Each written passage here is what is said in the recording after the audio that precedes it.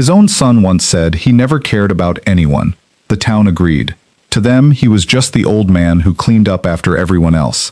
Easy to overlook, easier to forget. But behind every quiet miracle no one in this town could explain, the paid bills, the averted disasters, the strangers who showed up right when someone needed them most, was one broken old man, trying, one last time, to prove that he did care. That he always had. He wasn't doing it for thanks, he was doing it because somewhere along the way, he'd lost the only people who mattered to him, and this was the only way he knew how to say I'm sorry to a world that stopped listening. But some truths don't stay buried forever.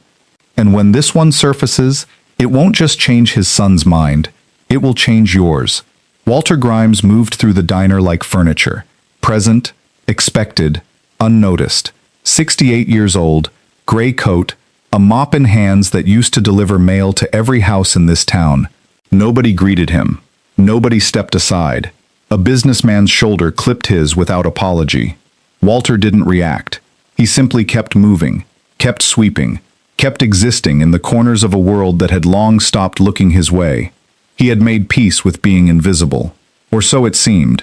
3 weeks earlier, a single mother named Denise had opened an eviction notice with shaking hands. 2 days later, her landlord called, confused. Her balance showed paid in full. No name attached, no explanation given. She wept at her kitchen table, certain a miracle had chosen her. She didn't know a miracle had a face. She didn't know that face mopped floors 12 feet from where she ate lunch every single day. The town buzzed with theories. A retired banker, some said. A guilty businessman easing his conscience. Maybe a church fund nobody had heard of. Everyone had a guess. Nobody guessed right.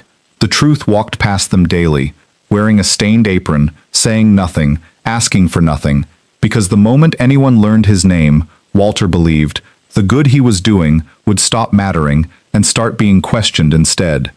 If you've ever walked past someone and never once wondered what they were carrying, this story is about to make you stop and think twice. Before we go further, hit subscribe, because you are not ready for where this ends. And tell us in the comments, where are you watching from tonight? Because what Walter does next will make you look at every stranger differently. Back at the diner, Marlene, the owner, snapped at Walter for a smudge on the counter he hadn't made. Customers watched. Nobody defended him. He simply nodded, wiped it again, and moved on without a flicker of protest. What none of them saw was the tightness in his chest as he turned away. A pain he'd been swallowing silently for weeks, the same way he swallowed everything else. That night, alone in his small rented room, Walter pressed a hand to his ribs and breathed through the ache until it passed. No doctor's visit, no complaint. Just a folded photograph on the nightstand, a woman with a warm smile, gone 11 years now, and an empty chair across from him that used to belong to someone who called him Dad. His wife Eleanor had died slowly, while Walter worked 3 jobs trying to keep the hospital bills from swallowing them whole. He missed her final good morning because he was delivering mail 2 towns over. Their son never forgave him for that missing hour. Grief has a cruel way of needing somewhere to land, and it landed, permanently, on Walter's shoulders. You never cared about anyone but your paycheck, his son had said the day he left, years ago, slamming a door that never opened again. Walter never argued back. He simply let the words settle into him like a verdict he couldn't appeal. He kept every voicemail his son never returned. He kept hoping in a silence that never once hoped back. Every Sunday, without fail, Walter wrote a letter. Not for social media, not for anyone to see, just a single page addressed to a son 3 states away who hadn't opened one in 6 years. He mailed it anyway, rain or fever, holiday or heartbreak. Some acts of love don't need a response to keep going. They only need someone still willing to send them. Back at work, Marlene humiliated him again, this time over a spilled tray that wasn't his fault. A young waitress, Casey, watched with her jaw tight, furious on his behalf. Walter caught her eye and gave the smallest shake of his head. Let it go. He'd learned long ago that dignity wasn't something you defended loudly. Sometimes it was something you simply refused to lose. That evening, Walter overheard Casey on the phone in the alley, her voice cracking. Her mother's surgery bill, her rent, a number she couldn't reach no matter how many shifts she picked up. She didn't know he was listening. She didn't know he never forgot a single name, a single hardship, a single voice that sounded like it was drowning quietly in front of him. 2 nights later, an envelope appeared in Casey's locker, enough to cover the surgery. No note, no name. What she never knew, what no one in this story knew yet, was that Walter had sold his late wife's wedding ring to a pawn shop that morning, the last thing he owned that still smelled like her. Gone, quietly, for a stranger's mother's life. Casey cried in the break room, clutching the envelope like it might vanish. She asked everyone, the cook, the regulars, even Marlene, if they knew who'd done it. Walter kept sweeping, kept silent, kept his eyes anywhere but on her face, because if he looked too long, she might see the truth sitting right there, disguised as an old man with nothing left to give. Word spread through town like wildfire. The rent. The surgery. A mechanic shop saved from foreclosure the month before. People began calling it the town's guardian angel. Local news picked up the story. A young reporter named Priya started asking questions nobody had bothered to ask before, starting with the most obvious one. Who has access to see everyone's pain up close? Priya's early list of suspects included the mayor, a retired doctor, even an anonymous online fundraiser. She interviewed half the town. She walked past Walter twice without a second glance, because, like everyone else, she was looking for someone who looked like they mattered. Nobody thinks to interview the man mopping the floor beneath their feet. Digging through old town records for her story, Priya stumbled onto something strange.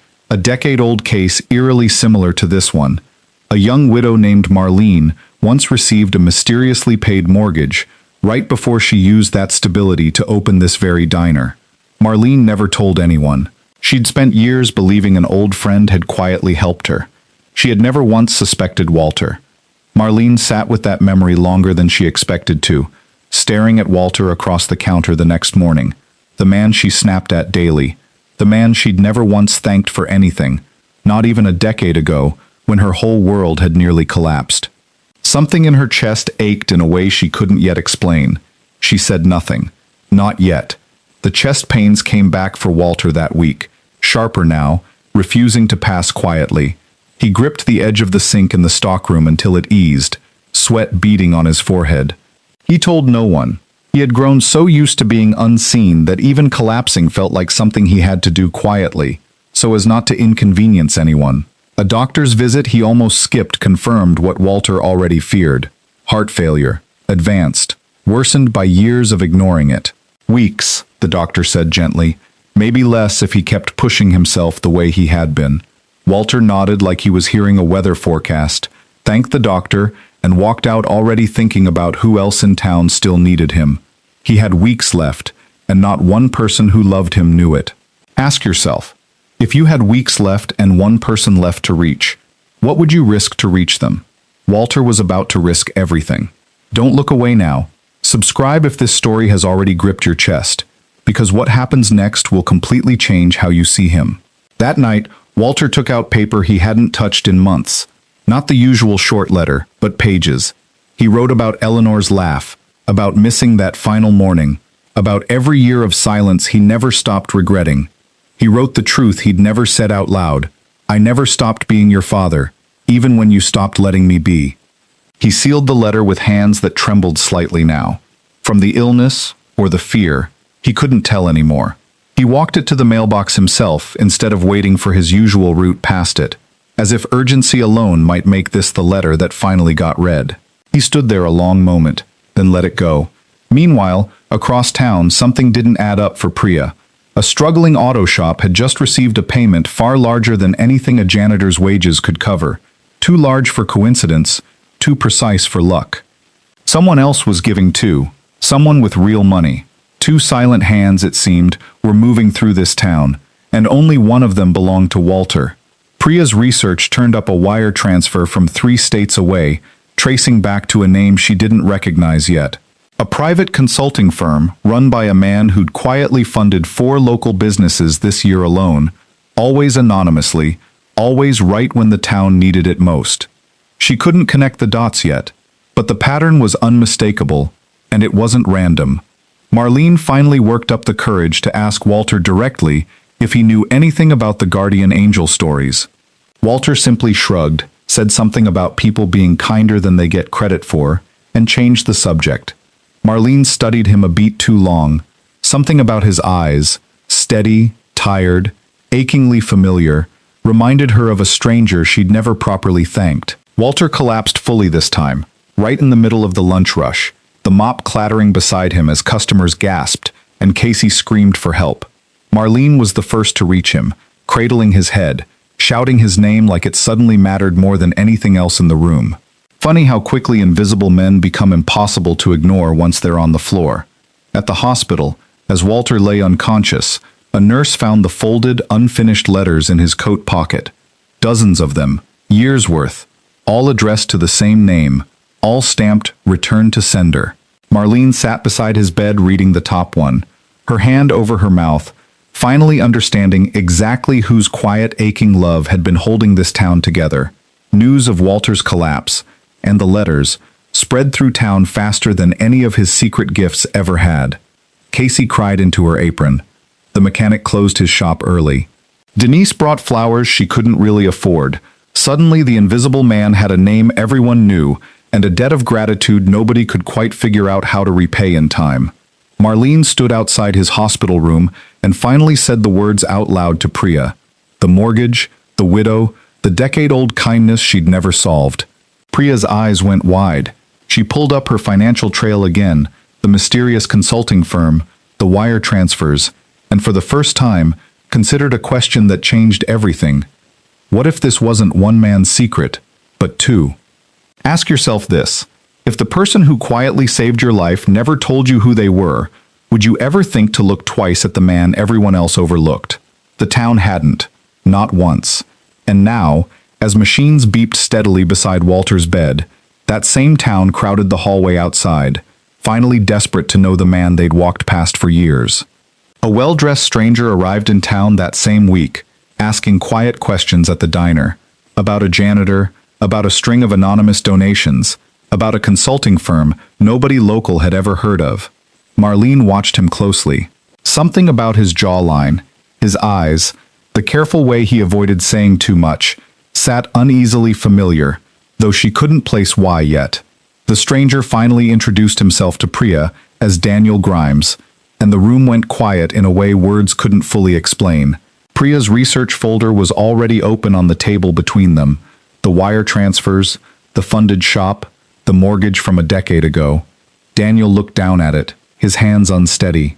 "That firm," he said softly, "that's mine." Daniel had followed his father's letters for years, never answering, but never throwing them away either. Somewhere in his guilt, he had quietly started funding causes in his father's town, telling himself it wasn't about Walter at all. He'd told himself a lot of things. He hadn't expected any of it to lead him back to a hospital bed with his father's name on the door. He walked into that hospital room a man who believed his father had never truly cared. He left it holding a shoebox of unopened letters the nurse handed him, every one addressed with the same trembling hope, every one signed the same aching way. "Still your father, always will be. Whenever you're ready." Daniel sat down and, for the first time in years, opened one. He read through the night, Eleanor's laugh, the missed morning, years of silent regret, laid bare in his father's shaking handwriting. Somewhere between the third letter and the 10th, Daniel understood something he'd spent a decade refusing to see. His father hadn't stopped loving him. He'd simply stopped believing he was allowed to say so out loud. Walter's eyes opened slowly the next morning to find his son sitting there, red-eyed, letters scattered across his lap. Neither of them spoke for a long moment. Then Daniel reached for his father's hand, the same rough, tired hand that had swept floors, sold a wedding ring, and written unanswered letters for years, and finally said the word Walter had waited a decade to hear: Dad. Here is what nobody, not the town, not Priya, not even Walter, ever saw coming. Every anonymous gift the town credited to one mysterious guardian angel was never one story. It was two. A father giving what little he had with his own two hands. A son, 3 states away, quietly funding what his father's hands alone couldn't reach. Each of them believing, until this very moment, that the other one had never cared at all. neither man had known. For years, father and son had been moving through the same town, suffering, like two rivers running beneath the same ground, never crossing, never speaking, each one convinced the silence meant the other had stopped loving. It hadn't. It had simply gone underground, waiting, all this time, for one letter, finally read, to bring it back to the surface. Walter recovered enough to leave the hospital, weaker now, but no longer alone. Marlene apologized for years of thoughtless words. Casey hugged him so hard he laughed for the first time in months. The whole town, once blind to him, now lined the diner just to shake his hand. But it was Daniel, staying behind this time instead of leaving, that mattered most. The town never forgot the man they'd once ignored, because in the end, he taught them something they'd spend the rest of their lives remembering, that the quietest people often carry the loudest kind of love. If this story moved you even a little, subscribe now so you never miss the next one. Comment below, where are you watching from tonight, and which character broke your heart the most? Share this with someone who needs the reminder that kindness is never wasted, even when nobody's watching. This is Quiet Mercies, and this won't be the last life-changing story we tell.